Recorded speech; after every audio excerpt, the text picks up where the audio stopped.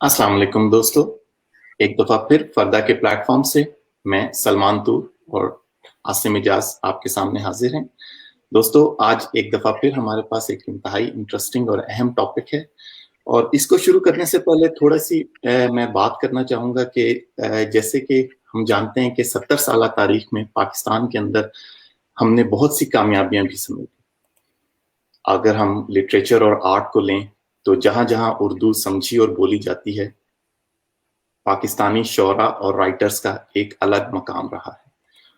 और मगर कुछ ऐसा हुआ कि 2 दहाइयों से एक डिस्कशन स्टार्ट हुई कि जितनी क्वांटिटी इंक्रीज हुई लिटरेचर और आर्ट के अराउंड, क्या उतनी क्वालिटी भी इंक्रीज हुई या नहीं। और इस होल टॉपिक के अराउंड फिर मुख्तलिफ क्वेश्चंस जो हैं वो स्टार्ट होते हैं, मगर जो 3 मेन क्वेश्चंस जो हम जिनके ऊपर आज बात करेंगे या उनके अराउंड इस टॉपिक को लेके, उसमें एक तो ये है कि क्या ये डिस्कशन इटसेल्फ लेजिटिमेट है कि क्वांटिटी इंक्रीज हुई और क्वालिटी नहीं, और दूसरा ये कि क्या वाकई हमने पिछली 2 दहाइयों में उतने रिसोर्सेज कंट्रीब्यूट भी किए हैं लिटरेचर और आर्ट के लिए या नहीं। और उसके बाद जो सबसे इम्पोर्टेंट क्वेश्चन है कि आखिर जो लिटरेचर और आर्ट है, क्या वो सोसाइटी को रिफ्लेक्ट करता है, या लिटरेचर और आर्ट वो टूल्स हैं जो कि ओपिनियन क्रिएट करते हैं और सोसाइटी को एक तरह से चलाने की कोशिश करते हैं। इस अहम मौजू के लिए हमने आज दावत दी है। हमारी बहुत खुशकिस्मती, हमारे साथ हैं अमजद इस्लाम अमजद साहब। अमजद इस्लाम अमजद साहब किसी तारुफ के मोहताज नहीं, 70 से ज्यादा किताबें आपकी और एक जनरेशन को आपने अपने कलम से इंस्पायर किया। और इस अहम टॉपिक के लिए शुक्रिया सर, आपने हमें ज्वाइन किया। बहुत मोहब्बत। तो सर प्लीज आप स्टार्ट कीजिए। जी बहुत मोहब्बत। देखिए, बात यह है कि आपने बुनियादी तौर पे जो 3 बातें की हैं, उनमें 2 का ताल्लुक तो बिल्कुल हमारी रिसेंट उससे, जिसको पास से कहना चाहिए या हालात से, और एक थोड़ा सा पीछे है। लेकिन मैं थोड़ा सा उससे भी पीछे जाकर बात करना चाहता हूं ताकि वो प्रेमिसेस हमारे सामने आ जाए। देखिए, हम जानते हैं कि जैसा कि मजहब भी हमें बताता है कि जब आदम को क्रिएट किया गया तो उसको सबसे पहले चीजों के नाम सिखाए गए। अब ये चीज बड़े गौर करने वाली है, ये कोई आम सी बात नहीं है। इस पे बहुत गौर करना चाहिए कि ये चीजों के नाम सिखाना जो है, ये असल में अब अगर आप गौर करें तो ये लैंग्वेजेस जो हैं उनका एक इब्तदाई शक्ल है। हम जानते हैं कि बेशुमार जानदार हमारे साथ इस प्लेनेट पे और भी हैं, और उनके अपने अपने कम्युनिकेट करने के कुछ सिंबल भी हैं, लेकिन किसी मखलूक के पास बाकायदा ज़बान ऐसा नहीं है जिसमें कोई एक तसलसल जो है मानी का रब जो है वो पाया जाए, और जिसमें एक्शन रिएक्शन जो है वो वेरी भी करते रहें। आमतौर पर आप देखते हैं कि परिंदे एक ही तरह से चहचहाते हैं, कुत्ते एक ही तरह से भौंकते हैं, एटसेट्रा एटसेट्रा। तो ये जो वेरिएशन है जबान में, लहजे में, एक्सप्रेशन में, ये भी इंसान ही का एक वस्फ है। लेकिन ये वस्फ उसने रातों रात नहीं सीखा, ये बड़ा एक वक्फा इसमें लंबा लगा है। और जब इंसान जो है वो एक, आप यूं कीजिए कि एक पहले दश्त की यानी डेजर्ट की जिंदगी थी, पहाड़ों की जिंदगी थी, लेकिन फिर आप देखते हैं कि इंसानी सिविलाइजेशन जो है वो पानियों के गिर्द जो है वो सेटल होना शुरू हुई, और यहीं से जो बड़ी बड़ी तहजीबें और शहर जो हैं वो बसे हैं, और इनके साथ ही जबानें और फिर तहजीब और फिर आगे चलकर अदब जो है उसने अपने लिए रास्ते बनाने शुरू किए। तो ये एक लंबा सा प्रोसेस है। ज्यादा जो अगर हम जाते हैं पीछे तो हमें ये लगता है कि जो ग्रीक पीरियड है, कोई आज से तकरीबन समझ लीजिए कोई 2500 साल पहले का जमाना जो है, ये वो जमाना है जब इंसानी दानिश जो है वो जबानों की शक्ल में या अल्फाज की शक्ल में बाकायदा एक प्लानिंग के साथ ढलना शुरू हुई है। अगरचे जो मेजर ब्रेक थ्रू है वो तो आप हम सब जानते हैं कि वो 15वीं 16वीं सदी में प्रिंटिंग प्रेस की इजाद के साथ आया है। इससे पहले प्रिंटिंग प्रेस से पहले जिस तरह से हर्फ जो है या लफ्ज जिस जमाने लिखी जाती थी वो डिफरेंट उसके मेथड हुआ करते थे। लेकिन आप ये देखें कि जितनी तहरीरें जो हैं पुराने वक्तों में ज्यादातर मजहबी तहरीरें हैं, जैसे वेदों की तहरीरें मिलेंगी आपको, या मजहबी हमारी रूहानी किताबें हैं उनकी मिलेंगी, या जैसे मैंने अर्ज किया ग्रीक फिलोसफर्स हैं अरस्तु का या सुकरात का, या इन लोगों की जो एक ज़हनी आप कह लीजिए सवालात हैं जिंदगी के बारे में, ये सारी चीजें एक प्रोसेस के साथ आगे आती चली जाती हैं। और फिर हम ये देखते हैं कि इंसान में के अंदर एक वस्फ फितरी तौर पर पाया जाता है, और वो है कि वो जो उसकी ऑब्जर्वेशंस हैं उन ऑब्जर्वेशंस में से कुछ वो अपना तजुर्बा एक्सपीरियंस में लाता है और कुछ अपनी फैसिनेशन में लाता है, यानी कुछ तसव्वुरात उसमें मिलाता है और कुछ तजुर्बात में लाता है, और फिर वो जो चीजें देखता है उनकी एक फॉर्म बनाकर वो पेश करता है। और यही यानी अदब की इब्तदाई शक्लें हैं। फॉर्म बदल सकती हैं, शायरी हो सकती है, नसर हो सकती है, लेकिन हम ये देखते हैं कि जो भी तहरीर होती है वो हमें किसी एक शख्स की आंख से दुनिया को दिखाती। अब वो जो बात आपने की थी कि आजकल जो अदब जो है वो मीडिया के जरिए से क्या जिंदगी के बनने बिगाड़ने में भी कोई काम कर रहा है या सिर्फ इसको रिफ्लेक्ट कर रहा है, तो अब डीप डाउन चलते जाए तो ये बहस भी बहुत पुरानी। आज से 100-125 साल पहले आप देखते हैं जब तरकीब पसंद तहरीक आई है, यानी जब रशियन इनकलाब के बाद, बोल्शेविक इनकलाब के बाद सब कॉन्टिनेंट में रशियन लिटरेचर आया है, जो कि एक बिल्कुल नई शक्ल थी लिटरेचर की, और उसने आकर जिंदगी की जो वैल्यू सिस्टम है वो एक नया वैल्यू सिस्टम दिया मॉडर्न आदमी को। उससे पहले हम हिस्ट्री में देखते हैं कि सारे मॉडर्न सिस्टम जो है वो मज़ाहब ने दिए, जिनमें सबसे मुकम्मल और सबसे जो कहना चाहिए हर एतबार से कंप्लीट जो था वो शायद इसलिए नहीं कि हम मुसलमान हैं, ये मैं तारीखी तौर पे कह रहा हूँ कि मुसलमानों के आने से दुनिया में बहुत सारी चीजें जो हैं वो रेगुलराइज हुई, रेगुलेट हुई। तो अब और ये सिलसिला जो है हम जैसे जानते हैं कि इमाम गजाली से लेकर और फिर स्पेन में मुसलमान गए, और फिर सबसे बड़ा काम इन्होंने ये किया वो था तर्जुमे का, कि जो ग्रीक जो उससे पहले लैटिन में जो कुछ लिखा हुआ था मुसलमानों ने उस सब को अरबी या फारसी या अपनी जबानों में तर्जुमा किया है। और ये भी एक बहुत बड़ी बुनियाद है कि अदब जो है वो आलमगीर कैसे हुआ। आज जैसे हम बैठे गैब्रियल गार्सिया मार्किस का नाम हम आम गुफ्तगू में लेते हैं, लेकिन आप जरा गौर फरमाइए कि शायद आज से कोई 300-400 साल पहले यह तस्वर भी नहीं किया जा सकता था कि हमें ब्राजील के किसी आदमी का नाम का भी शायद पता होता, काम की तो बड़ी दूर की बात। तो हम ये देखते हैं कि सारी दुनिया का अदब जब पढ़े तो उनमें से आपको कुछ कॉमन चीजें नजर आती हैं, और इन कॉमन चीजों में एक चीज जो हर जगह आपको नजर आएगी वो यही है कि इंसानी जिंदगी जो है उसको बेहतर, उसकी क्वालिटी को कैसे बेहतर बनाया जाए। अब उसकी क्वालिटी को बेहतर बनाने के लिए बेसिक सवाल ये आता है कि जो ह्यूमन राइट्स हैं, जो कुदरत की तरफ से, जो अल्लाह की तरफ से इंसान को हकूक दिए गए हैं, वो हकूक जो हैं जब इंसानों ही का कोई गिरोह जुज़र्व करना शुरू करता है तो फिर उसके खिलाफ लोग एजिटेट करते हैं और उसके खिलाफ अपनी आवाज बुलंद करते।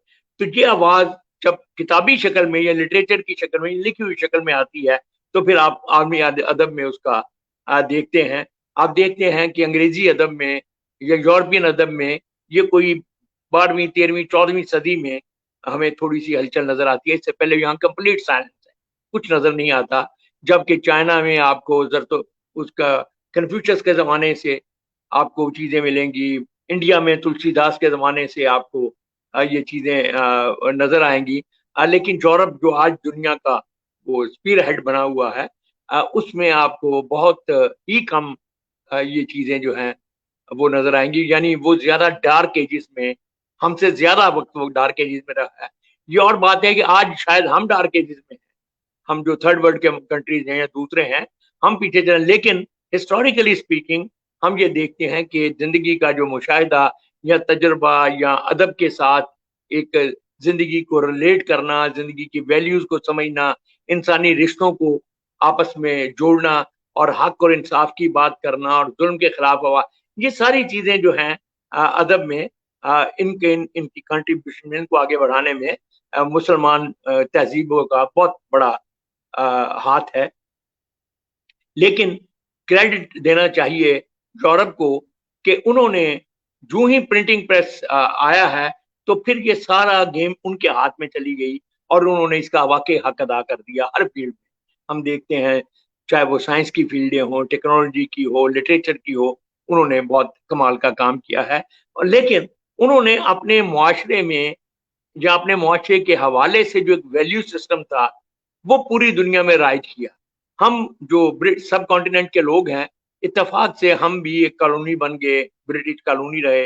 ब्रिटिश कॉलोनी बनने की वजह से कुछ 100-150 बरस तक जो भी वेस्ट की थिंकिंग थी यूरोप की, वही हम अपनी बच्चों को पढ़ाते रहे, यानी हमारे बुजुर्गों ने वही चीजें जो है वो पढ़ी और वही हमें आगे फॉरवर्ड की। लेकिन जैसा मैंने आपको बताया कि इसमें एक मेजर चेंज जो है वो फर्स्ट वर्ल्ड वॉर के बाद आई है, जिसमें कि हमने एक चाइनीज या रशियन लिटरेचर जो है उसकी एक शक्ल देखी है। फिर अब आके हम देखते हैं, जैसे आपको मैं मिसाल दूं, पैलेस्टीनियंस के बारे में हमारी ज्यादातर मालूमात जो हैं वो उनकी और यहूदियों की लड़ाइयों तक महदूद हैं कि गजा पे हमला हो गया, यासर अरफात ने ये कर दिया फलानी। लेकिन मैं आपको ये बताता हूँ कि 1967 में जो इनकी जंग हुई डायरेक्ट पहली यहूदियों के साथ, ज़ायनिज़्म उसके साथ, और इनको शिकस्त हुई, तो इसको जंगे हजीरान कहते हैं। हजीरान कहते हैं जून के महीने, क्योंकि ये जून के महीने में हुई थी तो इसको जंगे। तो इसके रिएक्शन में जो लिटरेचर पैलेस्टीनियंस ने लिखा है उसमें, जिसमें आप देखें एक शिकस्त की एक अफसोस और दुख, दोबारा उठने का जज्बा, अपने आप को एनालाइज करने का, चीजों को रिड्रेस करने का, जो चीजें उनके अदब में, और महमूद दरवेश का नाम गालिबन आपने सुना होगा, नज़ार कवानी, ये बहुत बड़े लोग थे। इसी तरह अब हम देखते हैं कि मार्किस वगैरह चिली में, ब्राजील में, उधर भी अदब का एक बहुत बड़ा। तो अब पूरी दुनिया चूंकि सिमट गई है, हम यहाँ बैठे हैं, आप इस वक्त स्वीडन में बैठे हैं, लेकिन हम ये देखते हैं कि पूरी दुनिया का अदब जो है वो हम सब की एक्सेस में आ गया है।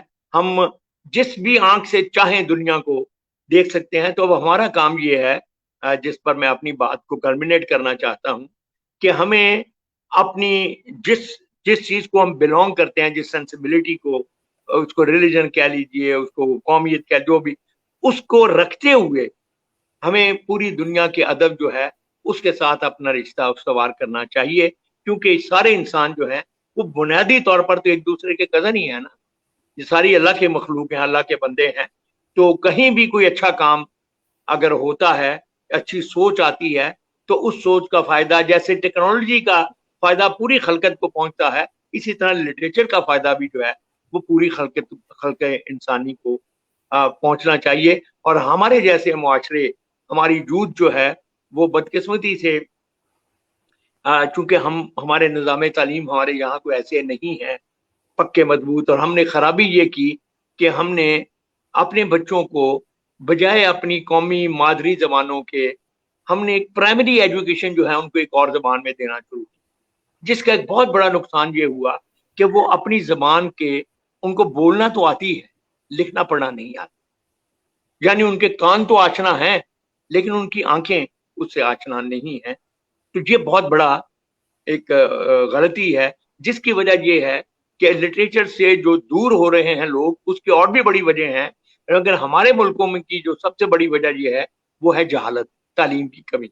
हमारे यहाँ बहुत सारे लोग पढ़ना ही नहीं जानते, क्योंकि अगर आप पढ़ना जानते हो और ना पढ़ें तो ये और बात है, लेकिन अगर पढ़ना ही नहीं जानते आप, तो मैं ये समझता हूँ कि इस बात को अगर हम कल्मिनेट करें, और वो ये है कि हमें सबसे पहले अपने हर मुल्क में, हर कौम में बच्चों को अपनी जबान में पढ़ाना चाहिए प्राइमरी एजुकेशन तक, ताकि वो बेस उनकी मजबूत हो जाए। अगर उनकी बेस जबानों में मजबूत हो जाएगी और उनको अपनी जबान में लिखना पढ़ना आ जाएगा, تو پھر وہ آگے چل کے لٹریچر کی طرف بھی جا سکیں گے. لیکن اگر ایک بچہ جو ہے وہ لفظ پڑھ اور لکھ ہی نہیں سکے گا تو ظاہر ہے لٹریچر کی طرف جانے کا کوئی سوال ہی پیدا نہیں ہوتا. میں آخری آپ کی بات کے حصے کی طرف آتا ہوں, اور وہ یہ ہے کہ پچھلے 30-40 سال میں میڈیا کے ذریعے سے جو لینگویج کا, زبانوں کا یا لٹریچر کا, آپ یہ دیکھتے ہیں کہ ایک زمانے میں پی ٹی وی میں تقریباً ہر کوارٹر میں ہوا کرتی تھی. آپ کو ذرا نوجوان ہے, آپ کو شاید کم یاد ہو, میری پسندیدہ کہانی ٹائپ یا قاسمی کہانی یا منٹو کہانی. یعنی ہمارے جو لٹریچر کی بڑی اداس نسلیں پر آپ دیکھیں بنی, آگ کا دریا پہ پلے, تو ہمارے لٹریچر کی جو چیزیں تھیں وہ کنورٹ ہوئی آ کر میڈیا میں. تو اب یہ جو اس وقت یہ جو چیز ہے کہ آج کا بچہ جو ہے وہ چونکہ اس لٹریچر سے بھی واقف نہیں, اس لیے اگر آپ اس کی ویژول کسی فارم میں اس کو دکھاتے ہیں تو دیکھ تو وہ لیتا ہے, لیکن وہ اس خوبی کو پوری طرح سے اپریشیٹ نہیں کر سکتا جو اس کتاب کے اندر موجود ہوتی ہے, جو پڑھنے سے آتی ہے سمجھ میں. تو ہمیں دیکھنا اس کو یہی چاہیے کہ جو ہماری یوتھ ہے ہم اس کو مطالعے کی عادت جو ہے, ریڈنگ ہیبٹ جو ہے اس کی وہ ڈیولپ کرنے کی کوشش کریں. یہ چیزیں ہو جائیں گی, اگر زبانوں کی طرف وہ آ جائیں گے پھر آگے لٹریچر کا دور آئے گا, اور پھر آگے میڈیا کا حصہ آئے گا. اور باقی آخری آپ کی بات کا جواب یہ ہے کہ یس, ادب جو ہے یہ سوسائٹی کو ریفلیکٹ بھی کرتا ہے اور سوسائٹی کی شکل کو ری شیپ کرنے میں بھی اپنا حصہ ادا کر سکتا ہے. میں یہ نہیں کہہ رہا کہ وہ کرتا ہے یا کر رہا ہے, یہ کر سکتا ہے, اور اس کی بہت ساری مثالیں ہمارے سامنے موجود ہیں. آپ کو چلتے چلتے صرف ایک میں مثال دیتا ہوں کہ آپ یہ دیکھیے کہ ایک آدمی علامہ اقبال نام کا ہوا, اور اس ایک آدمی کی وجہ سے سب کانٹیننٹ میں دور دور تک جو بکھرے ہوئے اردو جاننے والے لوگ تھے یا مسلمان مذہب سے تعلق رکھنے والے لوگ تھے, وہ کس طرح سے ان ویلیوز سے آگاہ ہوئے, اس کو انہوں نے سمجھا, اس کو ساتھ لے کے چلے, اور اس کے نتیجے میں ایک پورا ملک بن گیا.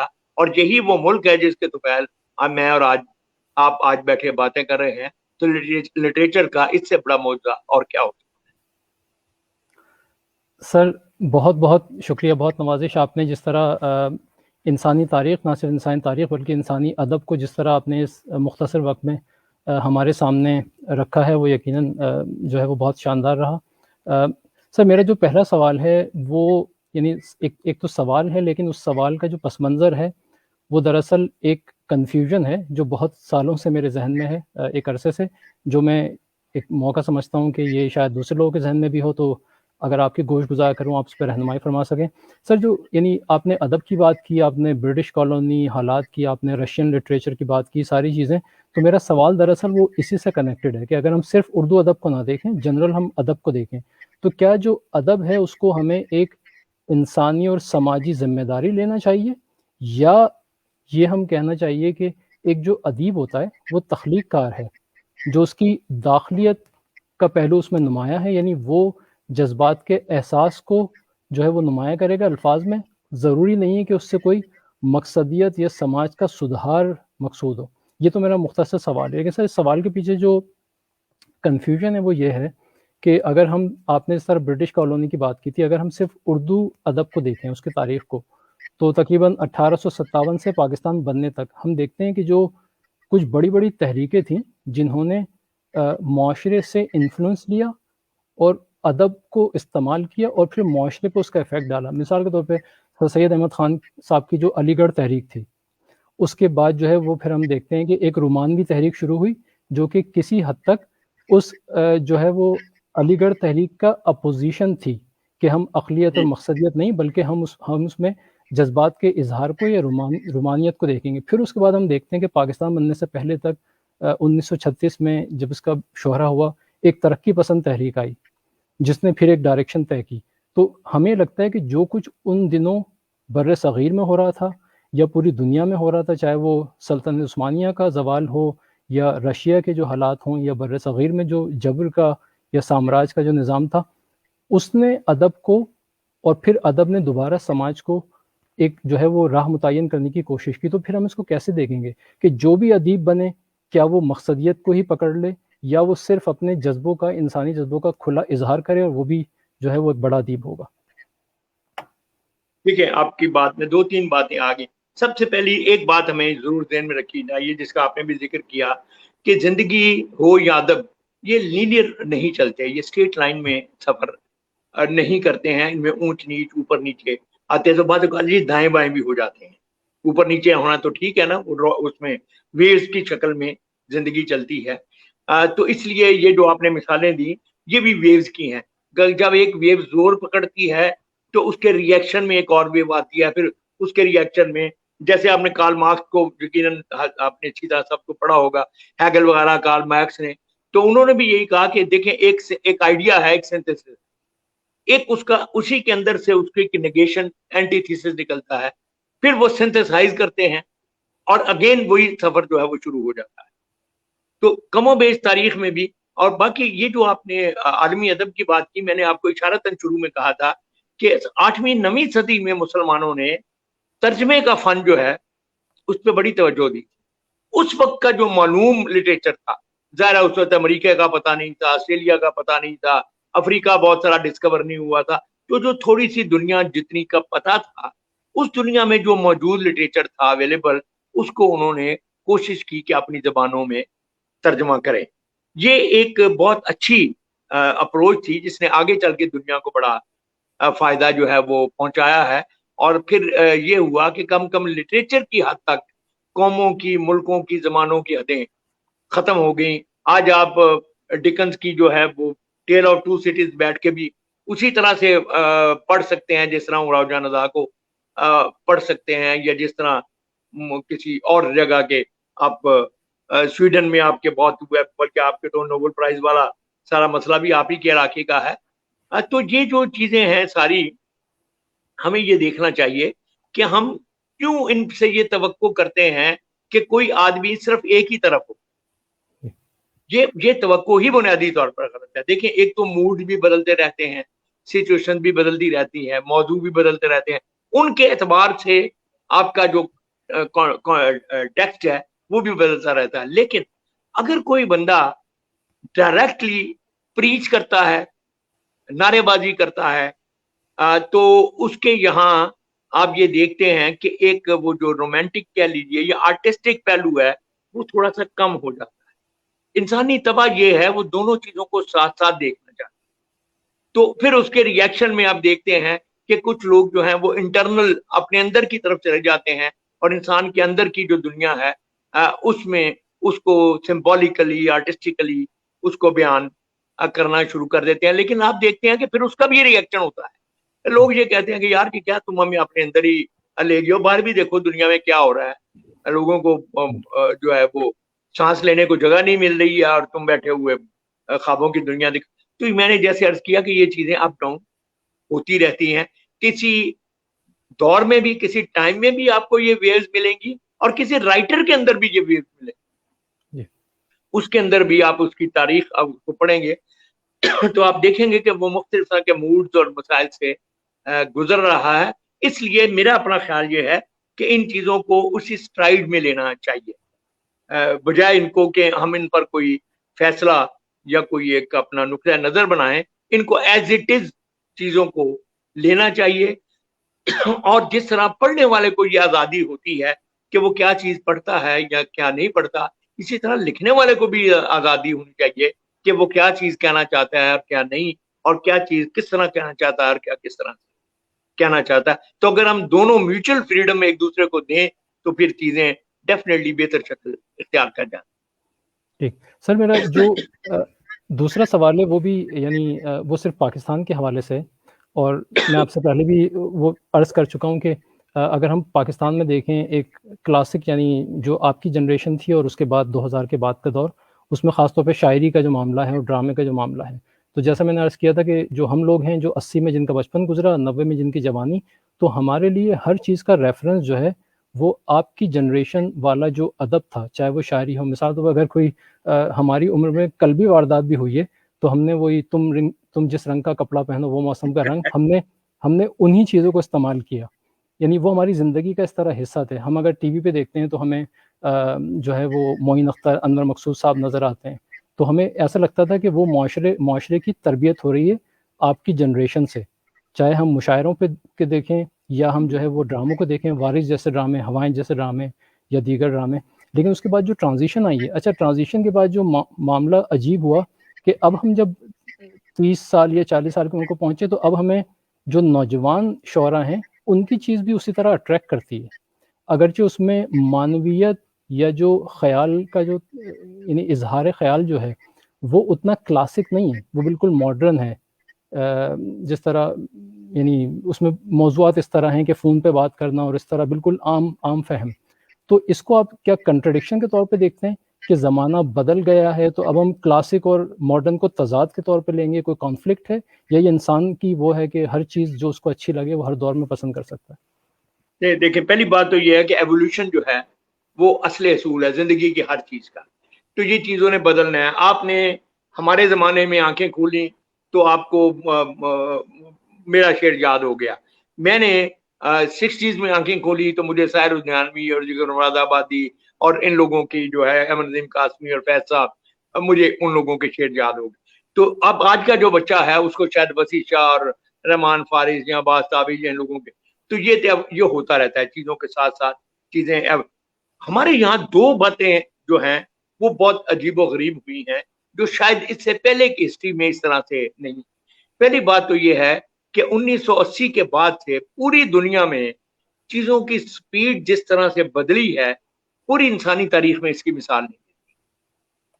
آپ دیکھیں، پوری انسانی تاریخ دیکھیں، کوئی واقعہ ہوتا ہے، کوئی انقلاب آتا ہے تو اس کو سیٹل ہونے میں ٹائم لگتا ہے، پھر اس کا ریئیکشن ڈیولپ ہونے میں ٹائم لگتا ہے، اور پھر اس ریئیکشن کو اسٹرگل کرنے میں ٹائم لگتا ہے، اور تب جا کر کوئی چینج آتی ہے.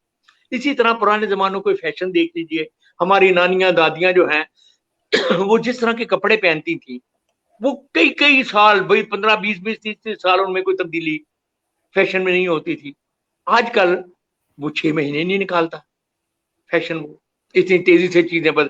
تو ایک تو ہمیں یہ بات ذہن میں رکھنی چاہیے کہ چیزوں کی ہم چاہیں یا نہ چاہیں، چیزوں کی سپیڈ جو ہے وہ بہت زیادہ تیز ہو گئی ہے. اس لیے اب ابھی تک ہمیں اس کی عادت نہیں پڑی، ہم اس کے ساتھ ایڈجسٹ. ویسٹ کے معاشرے جو ہیں ان کے شوق ابزاربر ہم سے زیادہ مضبوط تھے، چنانچہ آپ دیکھتے ہیں کہ وہ جو یہ چیزیں ہوئی ہیں انہوں نے ان کو جلدی ابزارب کر دیا ہے. مثال کے طور پر ارلی 70s میں آپ دیکھتے ہیں کہ لگتا تھا کہ اب سینما جو ہے وہ یہ ختم ہو جائے گا بالکل، اور پھر ہم نے دیکھا کہ ان کا سینما جو ہے وہ سروائیو کر گیا. ہمارے یہاں جو ٹیکنالوجی نے آپ کو کیسٹ، ویڈیو کیسٹ اور دوسری چیزیں لا کے دی، انہوں نے سینما کا بیڑا غرق کر دیا، بند کرا دیا. تو ہم اس شوق کو ابزارب کرنے کی پوزیشن میں شاید اتنا زیادہ نہیں تھے. تو ایک تو یہ فرق پڑا ہے. ہم بھی آہستہ آہستہ ہو جائیں گے لیکن ہمیں اب بہت ٹائم لگے گا چیزوں کو. دوسری چیز جو سب سے زیادہ ہوئی ہے خصوصاً تھرڈ ورلڈ کنٹریز میں اور خاص طور پہ پاکستان میں، وہ یہ ہے کہ 2001-2 میں جنرل مشرف کے زمانے میں یہ جو چینلز کا ایک دم پہلے ہی تھا کہ ایک ڈکا لگا ہوا تھا کہ ایک پی ٹی وی ہے اینڈ دیٹس اباؤٹ آل، کسی اور کو اجازت ہی نہیں آنے کی. اس کے بعد کیا ہوا کہ ہم نے سیلاب کا منہ کھول دیا. یعنی اگر وہ چیز ہم شاید سلسلے وار کرتے، طریقے سے کرتے، تو شاید اتنی بد نظمی نہ ہوتی جو آپ دیکھ رہے ہیں. پھر جیسے ہمارے جیسے معاشروں میں ہوتا ہے کہ چینلز جو ہیں وہ عموم ملنے چاہیے تھے ان لوگوں کو جن کا تعلق آرٹ سے، میڈیا سے، ان سے ہوا کیا کہ وہ سیٹوں کے پاس چلے گئے. جس کے پاس پیسہ ہے، جس کے پاس کوئی سمجھ لیجیے اخبار ہے، اس نے، جس کے پاس کوئی اور طاقت کی چیز ہے، تو وہ ان لوگوں نے خرید لی ہے. اب یہ لوگ جو تھے ان کا کوئی ڈائریکٹ تعلق میڈیا سے یا لٹریچر یا ادب یا سطحی نہ نہیں، ان کے لیے تو یہ ایک بزنس تھا. انہوں نے اس کو بزنس کے طور پر ہی چلانے کی کوشش کی. نتیجہ یہ ہوا کہ بزنس میں یہ چیزیں جو ہیں وہ ان کو چاہیے کہ جو زیادہ بکیں اور جلدی بکیں. وہ اس سے اس کا تعلق نہیں ہوتا کہ اس کی مورل ویلیوز کیا ہے، معاشرے پر اس کے کیا اثرات ہو رہے ہیں، کس چیز کو یہ ڈیمیج کر رہی ہے، کس کو نہیں کر رہی. سیٹ کا مقصد جو ہوتا ہے کہ میری چیز جلدی بکے اور ज्यादा बिक जाए। उस वजह से भी मैं समझता हूँ कि हमारे यहाँ ये बहुत जिस फेज से हम गुजर रहे हैं उसकी एक वजह ये भी है कि हमने उसको जो रिलीज किया है और उसको वो कंट्रोल नहीं किया, और हमारा जैसे सैलाब में बंद टूट जाता है ना, ये बंद टूटा है और बेशुमार गांव जो है जेर आबाद है। अब ये पानी बैठेगा, दोबारा चीजें सेटल होंगी तो फिर शायद इसकी कोई शक्ल बने, लेकिन फौरी तौर पर अब जो गलती हमने कर ली है इसका खमियाजा हमको भुगतना पड़ रहा है। यही वजह है कि आप देखते हैं कि आपके जमाने के जितने राइटर्स थे उनमें से कुछ लोग अभी तक जिंदा हैं। अल्लाह ने मुझे जिंदगी दी, असगर नदीम है, मन्नू भाई तो अभी चले गए हैं, यूनुस जावेद हैं, अनवर मकसूद हैं, और बहुत सारे लोग हैं, उन्होंने लिखना छोड़ दिया। ये कैसी अजीब बात है कि जिन लोगों का आप कह लीजिए कि एक तरह से डंका बजता था, जिनके लिए लोग इतने होते थे और वगैरह वगैरह, इसलिए कि हम में से कुछ ज्यादातर लोगों ने कॉम्प्रोमाइज नहीं किया। उन्होंने इनकार कर दिया कि नहीं, हम आपकी दुकान की माल बनाने वालों या बेचने वालों में शामिल नहीं हो सकते हैं। आपने जो रेडी लगाई है, हम इस रेडी पे हांका करने वाले नहीं बनना चाहते, चाहते हम एक तरफ हो गए। लेकिन हमारे एक तरफ होने से कारोबार तो नहीं रुका, दुनिया तो रुकती नहीं है। तो अब वो चीजें चल रही हैं, लेकिन अब मुआशरे में से आप देखेंगे कि उसका एक रिएक्शन आ रहा है। ये जो 5-10-12 साल हमने साला बनोई बहन भाभी और ये वो सब कुछ वो करके देख लिया, उसको उससे नाजायज तल्लुकात हैं, उसको नाजायज वगैरह वगैरह, बट दैट इज एनफ। अब बहुत, अब ये है कि अब आहिस्ता आहिस्ता आप देखेंगे कि लोगों में एक रिएक्शन हो रहा है, which is a good sign. तो लेट्स होप कि चीजें जो हैं वो थोड़ी सी उनमें एक वो क्या कहने संजीदगी आए, और मॉरल जो हमारी वैल्यूज हैं उनको हम जदीद जमाने के मुताबिक ही सही, बदल के ही सही, लेकिन उनको प्रोटेक्ट करने या उनको प्रोजेक्ट करने में कामयाब हो सके। शुक्रिया सर। सलमान जी सर, मेरा पहला क्वेश्चन सर आपसे, ये जो आप कुछ ऐसे एरियाज हैं जो आपको ऑलमोस्ट कहीं नजर नहीं आते, जैसे मुझे याद है जब मैं स्कूल में था तो हमने एक स्ट्रीट थिएटर देखा था बाबा चल स्कूले के नाम से। वो सिर्फ इस कॉन्सेप्ट पे था कि जो बच्चे स्कूल नहीं जा सकते वो उनके ऊपर क्या गुजरती है। इसके अलावा हमने देखा लाहौर में लोग रेल के ऊपर वो हीर पढ़ते थे, सारंगी नवाज थे। अब इनमें से कोई आपको कहीं नजर नहीं आता। इवन जो मोहल्लों में एक्टिविटीज थी वो भी ऑलमोस्ट खत्म हो गई। तो अगर ये चीजें कुछ और इसी तरह चलती रहीं तो फिर हम ये चीजें रिकवर कैसे करेंगे?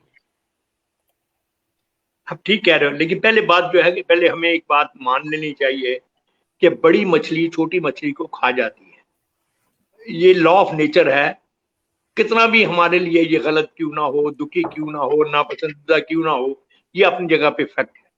अब मैंने मिसाल अब आपको ये देता हूँ। अब देखें कि पीटीवी जब होता था तो हमारी उससे भी बड़ी लड़ाइयाँ थी, लेकिन पीटीवी में दो बातें अच्छी थी। एक तो वो पूरे पाकिस्तान को प्रोजेक्ट करता, उसकी स्क्रीन पे आपको पूरा पाकिस्तान, हर सूबा, उसका कल्चर, उसकी रस्म रवाज वगैरह वगैरह वो नजर आते थे। दूसरा ये है कि वो पूरे खानदान को रिप्रेजेंट करता और पूरा खानदान उसको एट ए टाइम बैठ के देख सकता था। तो ये दो चीजें उसकी बहुत थी। अब हुआ ये है कि वो जो पूरा पाकिस्तान था वो सिमट कर 10% रह गया है। अब एक खास तरह की लोअर मिडल या उस क्लासेस के जो कुछ मसाइल हैं चंद, और वो भी नापसंदीदा किस्म के, उन पर ही सारे ड्रामे वो जो है वो बनाए जा रहे हैं क्योंकि वो जल्दी बिक जाते हैं और उनका और दूसरा ये है कि अब मैं अपनी बहन और बेटी और माँ और बीवी के साथ भैया को बैठकर कोई भी चीज नहीं देख सकता। कैसी अजीब बात है कि आज का कोई प्रोग्राम जो है शायद ही ऐसा हो जो आप अपने पूरे खानदान के साथ बैठकर देख सकें, विच इज रॉन्ग। तो क्योंकि टीवी जो है पर्टिकुलरली फिल्म में आप बनाए जो बनाना है, टीवी एक फैमिली चैनल है, इसको फैमिली चैनल ही रहना चाहिए। आप देखें, आप तो स्वीडन में हैं, गोरे मुल्कों में भी आप देखें कि उन्होंने खास एज ग्रुप के लिए टाइम लिमिट रखी हुई है कि इस टाइम लिमिट के अलावा वो इसको ये प्रोग्राम देख नहीं सकते या नहीं दिखाए जा सकते। तो हमने ऐसा कोई काम बदकिस्मती से नहीं किया है, लेकिन वो जो चीजें थी कि पुराने कल्चर का रोमांटिसिज्म के वो हीर पढ़ने वाले और वो दूसरे जो हैं वो शहरी जिंदगियों से तो वाकई बहुत ज्यादा उजल हो गए हैं, लेकिन वो खत्म नहीं हुए। थोड़े से डीप डाउन पीछे उस इलाकों में चले गए हैं जहां अभी तक पुराना वैल्यू सिस्टम जो है वो किसी ना किसी तरह थोड़ा बहुत बरकरार है, क्योंकि वो उन्होंने भी सांस लेने के लिए हवा तो उनको भी चाहिए ना। तो वहां उनको वो हवा मिल जाती है, तो वहां वो चले गए हैं। अब रही ये बात कि क्या वो वापस शहरों में आ सकेंगे या नहीं, मैं ये समझता हूं कि अगर हम अपने टेलीविजन पर उनको प्रॉपर इज्जत दें, प्रॉपर टाइम दे, तो कोई वजह नहीं कि हमारे बच्चे भी उनसे आशना और वाकिफ न हो सकें। अब एक आपको मैं बड़ी तकलीफ दे और अफसोसनाक बात बताऊं, आप इस वक्त देखें कि पाकिस्तान में कोई 50 के करीब चैनल होंगे। क्या आपने कभी किसी चैनल पे बच्चों के लिए कोई प्रोग्राम देखा हो, कोई गजल का प्रोग्राम देखा हो, कोई शायरी का प्रोग्राम देखा हो, कोई क्लासिकल म्यूजिक का प्रोग्राम देखा हो, कोई स्पेशल चिल्ड्रन का प्रोग्राम देखा हो? और इस बेशुमार चीजें हैं, कहीं आप उनका नामो निशान नजर नहीं आएगा, हालांकि वो सोसाइटी का इंटेग्रल पार्ट है, माशा। तो हमें मैं अगर होता हाँ, तो मैं लाइसेंस देने की ये शर्त लगाता कि जो भी चैनल होगा कमर्शियल, उसमें ये परसेंटेज होगी प्रोग्रामों की कि जिसमें उनको इस तरह के प्रोग्रामों के लिए जगह जो है वो रखनी पड़ेगी, वरना उनको जुर्माना होगा। लेकिन वो हमने नहीं किया। लेकिन जरूरी नहीं कि जो नहीं किया वो नहीं कर सकते, अब आइंदा भी नहीं कर सकते। तो लेट्स होप कि शायद आगे चल के कोई ऐसी सूरत निकल आए कि हम दोबारा उस बैलेंस को किसी ना किसी तरह से बना सकें जो पहले हुआ करता।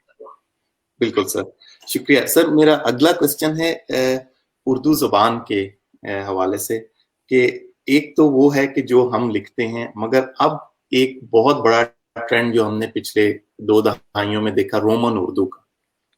क्या अब हमें इसको भी एक्सेप्ट कर लेना चाहिए? क्योंकि रोमन उर्दू का प्रॉब्लम ये है कि वो तो हरूफ तहज्जी, वो हर चीज ही वो डिफरेंट हो जाएगी। आप वो सिर्फ इसको कैसे दें? वो तो सिर्फ साउंड आपको देगी ना, और तो कोई नहीं। एग्जैक्टली, कुछ भी नहीं है। और तो फिर हम, क्योंकि आप कितने मेरे जैसे जो हैं, मेरी एज के इवन लोगों को देखेंगे जो कहते हैं कि हम उर्दू बोल सकते हैं, मगर पढ़ हम सिर्फ रोमन उर्दू सकते हैं, पढ़ और लिख सकते हैं हम सिर्फ रोमन उर्दू। तो अब क्या इसका क्या? मैंने शुरू में आपसे अपनी गुफ्तगू में अर्ज किया था कि ये बड़ी बदनसीबी है हमारे मुल्क में। आप देखेंगे 1977-78 में पहली दफा ये इंग्लिश मीडियम स्कूल हमारे यहाँ आए थे। अब इंडिया को हम लाख बुरा भला कहते रहे, उन्होंने ये कैम्ब्रिज सिस्टम आज तक अपने मुल्क में नहीं आने दिया है। तो हमें दूसरे सिस्टम की अच्छी बातें लेकर अपने सिस्टम में डालने में कोई अर्ज नहीं है, मगर एज इट इज जब आप वो सिस्टम ले लेते हैं, तो मुझे ये बताइए कि मुझे जो आदमी अपने बच्चे को, जिसको अभी जुमला ठीक से बोलने नहीं आया, आप उसको उसकी मादरी जबान से भी महरूम कर दिया, उसकी कौमी जबान से भी महरूम कर दिया, और वो ट्विंकल टिंकल लिटिल स्टार उसकी जिंदगी जो है वो बन, विच इज रॉन्ग। अंग्रेजी को एज ए जबान जरूर पढ़ाना चाहिए, क्योंकि इसके बगैर आगे हम दुनिया में नहीं चल सकते। लेकिन अंग्रेजी को मीडियम ऑफ इंस्ट्रक्शन बनाने का किसने कहा, और वो भी आप प्राइमरी जमात में। तो अगर ये जो आप रोमन की बात कर रहे हैं, इसमें उन बच्चों का कोई कसूर नहीं है। अब देखें कि उनके करिकुलम में ही, उनकी किताबों में, उनकी तालीम में ही उर्दू लिखना पढ़ना नहीं है। अगर है भी तो बराए नाम मक्खी मारने की तरह बड़का। अगर आप इसको कंपलसरी करें और उर्दू को वही अहमियत दें जो अंग्रेजी को देते हैं, बल्कि मैं जो कहता हूं कि जो हमारी कौमी जबानें हैं, जो हम घरों में बोलते हैं, मादरी जबानें, उनको भी प्राइमरी एजुकेशन में उनका हिस्सा भी होना चाहिए, क्योंकि उनके जरिए से बच्चे का कॉन्सेप्ट ज्यादा आसानी से, ज्यादा बेहतर क्लियर हो सकता है। और उसके बाद फिर कौमी जबान आती है, और उसके बाद आगे चल के जब, हाँ एक बात मैं आपसे जरूर अर्ज करूंगा, इत्तेफाक से मैं 3 साल डीजी रहा हूँ उर्दू साइंस बोर्ड का, तो वहां मैंने जाके एक चीज सीखी और मेरी समझ में आई पहली बार। पहले मैं भी इस बात का बड़ा कायल था कि जी हमें पूरी की पूरी किताब उर्दू में हर चीज तर्जुमा करनी चाहिए। अब मैंने ये देखा है कि जितनी तेजी से दुनिया बदल रही है और टेक्नोलॉजी के साथ जो टर्मिनोलॉजी आ रही है, वो टर्मिनोलॉजी ट्रांसलेटेबल है ही नहीं। यानी अगर आप उसको अरबी या फारसी के किसी लफ्ज से तर्जुमा करने की कोशिश करें, आप कर ही नहीं सकेंगे, क्योंकि हमारे यहाँ वो रिसर्च ही नहीं है जिससे वो उस तरह के लफ्ज पैदा हो। तो टर्मिनोलॉजी को हमें एज इट इज ले लेना चाहिए, चाहे वो क्लास 1 से ही क्यों ना हो। कोई अगर टर्म है उसको एज इट इज आप ले लें, ताकि जब बच्चे आगे चल के 10वीं जमात के बाद या FSC के बाद जब वो किसी ऐसे तालीमी शोबे में जाते हैं जिसमें एजुकेशन सारी अंग्रेजी में है, तो वो टर्म जो है उनको पहले से पता होंगे। अगर उन्होंने उसका तर्जमे वर्जमे के चक्कर में नहीं पड़े हैं। और अब देखिए ना, अगर आप कहते हैं कि जो लाउड स्पीकर है, अब लाउड स्पीकर हर बंदे की समझ में आ जाता है। अब आपने उसका तर्जमा किया आला-ए मुकब्बरुस सौत। आला मुकब्बर सौत की बजाय अगर आप लाउड स्पीकर रखते हैं एज इट इज, तो उससे कोई अंधेर नहीं आ रहा। तो मैं ये समझता हूँ कि टर्मिनोलॉजी को रखते हुए प्राइमरी जमात तक उर्दू जबान में तालीम देनी चाहिए। छठी जबान, हमारे जमाने में हमने तो छठी से अंग्रेजी पढ़ना शुरू की थी, अब चलिए अंग्रेजी एज ए सब्जेक्ट चले आप उससे पहले भी शुरू कर लें, लेकिन अंग्रेजी as a method of learning, एक पढ़ाने के तरीके के तौर पर ये नहीं होना चाहिए इब्तदाई जमातों में और स्कूल की जमातों में। अगर आप ये कर लेंगे तो कोई वजह नहीं है कि वो चीजें हम दोबारा रिवाइव ना कर सकें। सर, यहाँ पे स्कैंडिनेविया में पॉपुलेशन वाइज ये मुल्क बहुत छोटे हैं। पाकिस्तान जैसा तो एक पाकिस्तान के एक शहर के बराबर के मुल्कों की आबादी है, और यहाँ पे इन लोगों ने इंतहाई सख्त फोकस रखा हुआ है लैंग्वेज के ऊपर। ये अपने बच्चे को अपनी जुबान में कॉन्सेप्ट देते हैं, और जब वो एक लेवल पे पहुंच जाता है तब इंग्लिश इंट्रोड्यूस करवाई जाती है। तो हमारी तो माशाल्लाह आबादी और साइज देखें तो बहुत अनफॉर्चुनेट है कि हम जो हैं इस तरह चीजें हैंडल कर रहे हैं। तो बस हमें देखो ना, हमें सीखना चाहिए। देखें, हमें अक्ल सलीम जो कॉमन सेंस है वो भी यही सिखाती है, हमारे बुजुर्ग भी यही सिखाते हैं, हमारा दीन भी यही सिखाता है। इल्म जो है, ये क्यों कहा गया कि इल्म हासिल करो चाहे तुम्हें चीन तक जाना पड़े? वो चीन में कोई हदीस का इल्म था, कोई कुरान का इल्म था? वहां तो वो था ही नहीं मजहबी इल्म। तो किस इल्म की तरफ इशारा था? उनको सिल्क बनाना आती थी, उनको कागज बनाना आता था, उनको और चीजें आती थी। तो ये इशारा इस तरफ था कि इल्म हासिल करो, चाहे दुनिया में कहीं से भी मिले, किसी शक्ल में भी तुम्हें वो मिले। तो हमें इसी तरह जो अच्छी चीजें हैं जो हैं वो कहीं से भी मिले, वो क्योंकि वो इंसानी विरसा है, वो किसी के बाप की जागीर नहीं है। लेकिन अगर हम अपनी चीजों की खुद हिफाजत नहीं करेंगे, हमें जान लेना चाहिए कि कोई और भी हमारी चीजों की हिफाजत नहीं करेगा। बेशक सही। सर, मेरा जो अगला सवाल है, दरअसल उसके दो चीज़ें मेरे जहन में। एक तो ये कि आपने जिस तरह ट्रांसलेशन की बात की, आपने जो है वो यानी ज़बान के एक्सेप्टेंस की बात की कि हमें दूसरे अल्फाज भी एक्सेप्ट करने चाहिए।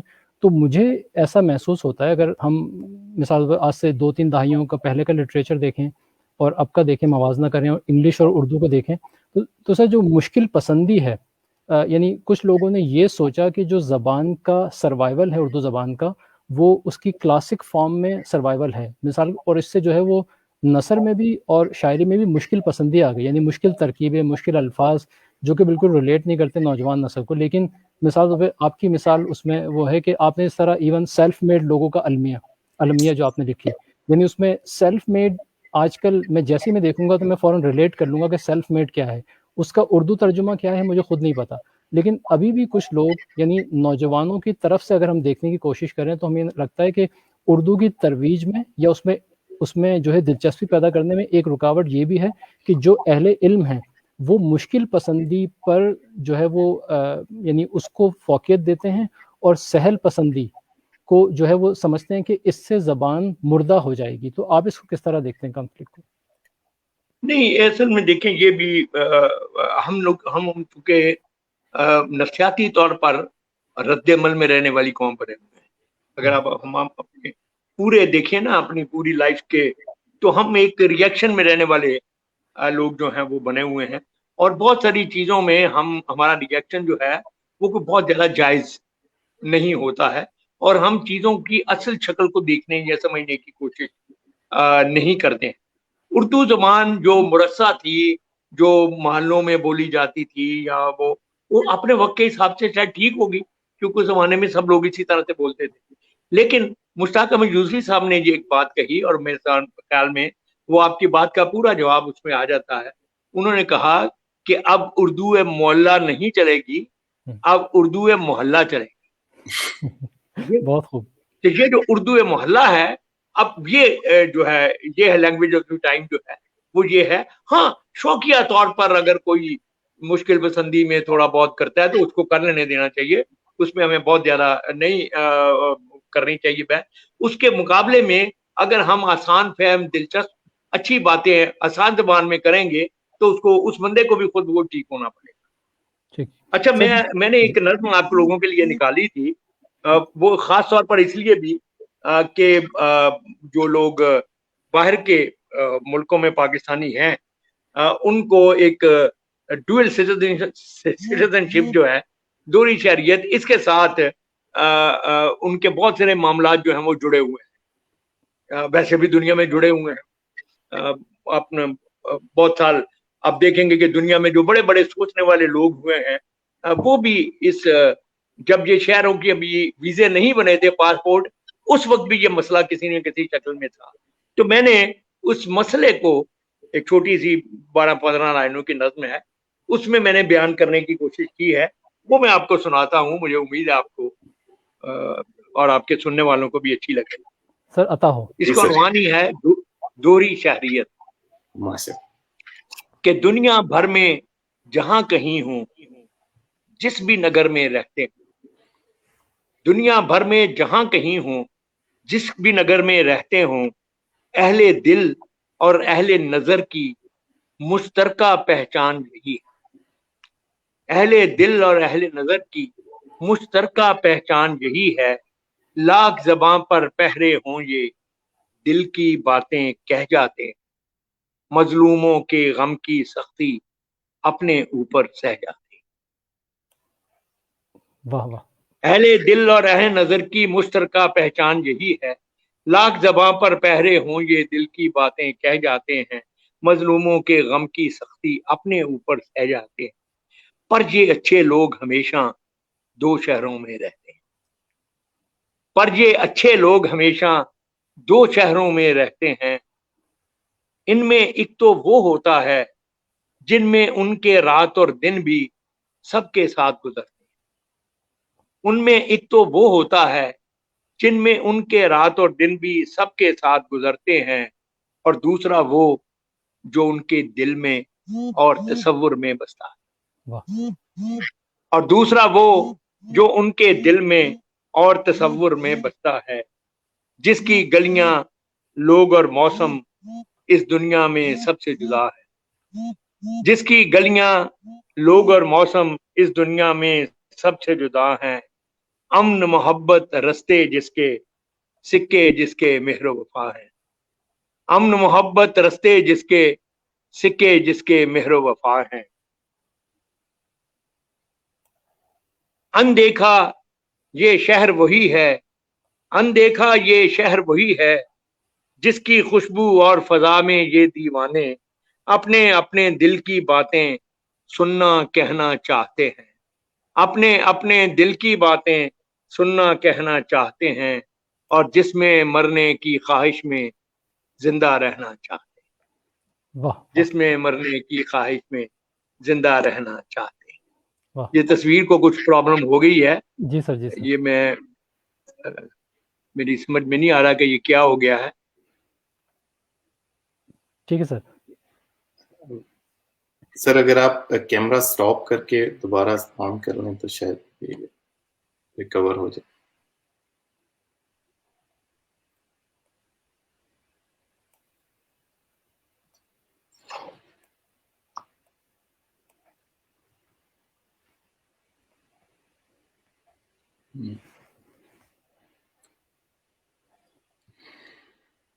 سر یا تو آپ ایگزٹ کر کے دوبارہ جوائن کر سکتے ہیں، ورنہ ہم جو ہے آپ جی ٹھیک ہے. تو امجد صاحب جو ہیں وہ جلدی دوبارہ تشریف لائیں گے. تو پھر ہم سلمان اب ہم یہ کریں گے کہ ہم کیونکہ آڈینس کے بہت زیادہ سوالات آتے ہیں تو ہم جی براہ راست جیسے ہی وہ سر آتے ہیں تو ہم براہ راست ان کے سوالوں کی طرف جائیں گے. جی بالکل. اور کچھ بڑے انٹرسٹنگ کمنٹس بھی میں دیکھ رہا ہوں ہمیں جی ملے اس میں جو کمنٹ سیکشن ہے, تو ضرور میرے خیال میں کافی بات کرنے کو بھی باقی ہے. جی تو میں جو ہے وہ کوئکلی جن لوگوں نے کمنٹس کیے ہیں ان کا میں شکریہ ادا کر دوں. مثال کے طور پہ بلال آفتاب صاحب ہیں, انہوں نے فرمایا کہ کائنات کی ابتدا لفظ سے ہوئی, آپ نے بالکل صحیح فرمایا. اسی طرح جو ہے وہ فوزیہ علی صاحبہ نے فرمایا کہ گلوبلائزیشن شاید ان کا مقصد ہے کہ وہ کس طریقے سے زبان اس پہ افیکٹ ہوتی ہے, یہ بھی ہم پوچھ سکتے ہیں. اس کے علاوہ جو ہے وہ فوزیہ علی صاحبہ نے دوبارہ فرمایا کہ اردو جو ہے اس کو اتنی پریفرنس نہیں دی جا رہی ایجوکیشن سسٹم میں. یہ آپ کی رائے ہے, یہ بھی ہم امجد صاحب تک پہنچائیں گے ضرور. اور اس کے علاوہ جو ہے وہ ڈرامہ سے متعلق بھی ایک سوال ہے کہ ینگ جنریشن کو وہ کس طریقے سے ریلیونٹ لگتا ہے اور اردو لٹریچر اس طرح نہیں لگتا ہے. پھر اردو لٹریچر کے ریوائول کے حوالے سے ایک سوال ہے, اور ایک اور سوال ہے کہ زرکا فرخ صاحبہ کا کہ اگر بچہ 6 لینگویجز سیکھ سکتا ہے تو ہم اس کو کیوں محروم رکھیں اور صرف ایک ہی لینگویج سکھائیں. تو اس پر بھی یقیناً ہم امجد صاحب کی رائے لینا چاہیں گے. تو امید ہے کہ وہ جلد ہی ہمیں جوائن کر لیں گے دوبارہ, تو ہم آپ کے جو سوالات ہیں وہ ان کے سامنے ہم رکھ دیں گے. عاصم, ایک اور بہت انٹرسٹنگ کمنٹ ہے جس میں میرے خیال میں وہ بلال آفتاب صاحب کا ہے, کہ جس میں وہ بات کرتے ہیں کہ اردو بھی تو ایک وہ ہے رومن فارم ہے عربی اور فارسی کی, کیونکہ یہ ایک مکسچر ہے. تو میرے خیال میں جب ہم بات سٹارٹ کرتے ہیں تو ہم ان سب کمنٹس کے اوپر فردر آگے چلتے ہیں. ٹھیک. اور ایک اور کمنٹ بھی ہے انٹرسٹنگ جو لکھا ہوا ہے کہ انگلش جو ہے وہ ایک پریسٹیجیس لینگویج پاکستان میں تصور کی جاتی ہے اور لینگویج آف ایلیٹس ہے, اشرافیہ کی زبان. تو یقیناً یہ آپ کی رائے سے ہم تو متفق ہیں, لیکن ہم چاہیں گے کہ اس پہ جیسے ہی امجد صاحب آتے ہیں تو ہم ان کی رائے جو ہے وہ اس پر لے لیں گے. بالکل. تو جس طرح ہم عاصم ہم ابھی بات کر رہے تھے زبان کے اوپر, تو جیسے ہم نے یہاں پہ اسکولز میں دیکھا, جب اب ہمارے بچے اسکول میں جاتے ہیں, کہ یہ چیز بہت زیادہ کلیئر ہے ایون ان ڈیولپڈ کنٹریز میں, کہ ان کو اچھی طرح پتہ ہے کہ بچوں کے لیے جو زبان ہے وہ ان کی لوکل زبان ہی ہوگی سٹارٹ میں. اس کے جس طرح میرے خیال میں یہ بہت ہی عجیب ہے جب ہم پاکستان میں دیکھتے ہیں کہ اتنے چھوٹے چھوٹے بچوں کو اتنا زیادہ حد تک پش کیا جاتا ہے انگلش سیکھنے پہ, اور بہت جلدی انگلش سیکھنے پہ. تو میرے خیال میں اگر اس کو ہم تھوڑا ڈیلے بھی کریں ایک لمٹ تک, کہ جہاں پہ آگے جا کے ان کو لینگویج سکھائی جائے, فورن لینگویج جو ہے, تو میرے نہیں خیال میں اس میں کوئی پرابلم اس طرح ہمیں نظر آتا ہے.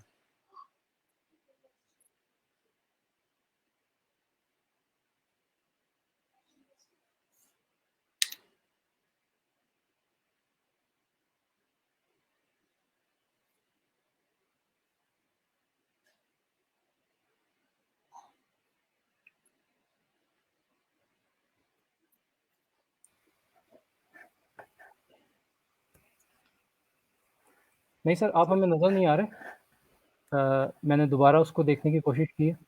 جی سر, آپ نظر نہیں آ رہے براڈ کاسٹ میں, تو میں نے دوبارہ دیکھنے کی کوشش کی ہے.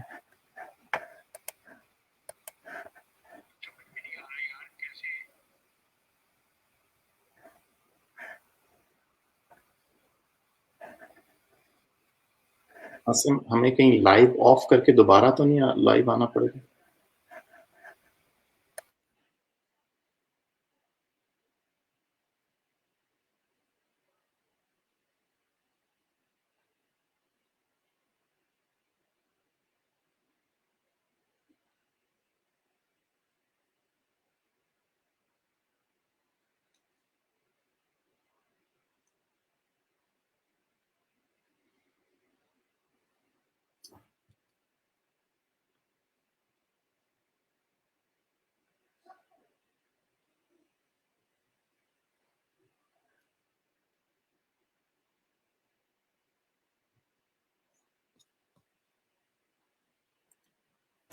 جی میں اپنے تمام ناظرین سے سلمان، میری ابھی امجد اسلام امجد صاحب سے بات ہوئی ہے، تو کسی ٹیکنیکل ڈیفیکلٹی کی وجہ سے وہ اس وقت جو ہے وہ انہوں نے بہت کوشش کی لیکن وہ کنیکٹ نہیں ہو سکا، تو انفارچونیٹلی ہم جو ہے وہ سوالات، ہماری گفتگو کمپلیٹ ہو گئی تھی لیکن جو سوالات کے جوابات ہیں وہ ہم نہیں لے پائیں گے بشرطِ یہ دستیابی حیات، اور اگر امجد اسلام امجد صاحب نے دوبارہ جو ہے وہ شفقت فرمائی اور موقع ملا تو ہم پھر ایک دفعہ ان کے سامنے کبھی حاضر ہوں گے اور پھر ہم جو ہے وہ ان سوالات کو لینے کی کوشش کریں گے۔ تو کیونکہ وقت بھی ہو گیا تقریباً 1 گھنٹہ، تو میں یہاں جو ہے وہ تمام اپنے جتنے ہمارے فیس بک پہ لوگ ہمیں فالو کر رہے تھے، میں اپنی طرف سے اور میرے جو کو ہوسٹ ہیں ڈاکٹر سلمان طور، ان کی طرف سے آپ تمام لوگوں کا شکریہ ادا کرنا چاہتا ہوں، اور میں یہ امید رکھتا ہوں کہ جس طرح آج ہم نے اردو ادب، اردو زبان اور اس کی ترویج کے حوالے سے جو ہم نے بہت ایک علمی گفتگو امجد اسلام امجد صاحب سے سنی، ان کی رائے ہم نے جانی اور ہم نے دیکھا کہ وہ اس بارے میں کیا سوچتے ہیں، مجھے یقین ہے کہ آپ لوگ بھی اس سے مستفید ہوئے ہوں گے، اور یہ چیز آپ کے جو ہے وہ جب بھی اردو ادب کی بات آئے گی تو آپ کے بہت کام آئے گی۔ تو اس کے ساتھ ہی آپ سب لوگوں کا ایک دفعہ بہت شکریہ۔ سلمان آپ کچھ کہنا چاہیں گے پھر ہم اجازت طلب کرتے ہیں؟ نہیں عاصم بھائی، میرے خیال میں ہم سیشن ختم کرتے ہیں۔ ٹھیک ہے، شکریہ، بہت شکریہ دوستو، اللہ حافظ۔ اللہ حافظ۔